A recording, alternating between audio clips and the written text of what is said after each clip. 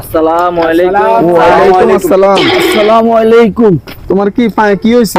আর gym দিমে এটালে ঠ্যাং সোজা করছি। ও তাহলে ঠিক আছে, বসো। তোমরা আমার বেতন আনছো? সোহাগ বেতন আনছো? জি স্যার, বেতন আনছি। রাজু, স্যার আমি আনি। সালু, জি স্যার আনছি। এই মফিজ, আনছি। মফিজ, জি তুমি তো পড়ালেখায় বেশি স্মার্ট হয়ে গেছো। দেখি আমাদের বর্তমান বাংলাদেশের প্রধানমন্ত্রীর নাম বল। ডাক্তার ইউনূস স্যার। সালু, বাংলাদেশে ক্রিকেট দলের সেরা অধিনায়ক কে ছিলেন? সাকিবুল হাসান স্যার।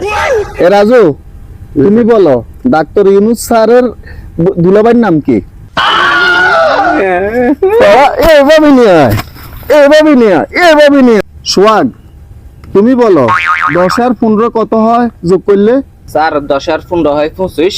তুমি তো ভালো স্টুডেন্ট, তুমি ভালো পড়ালেখা জানো।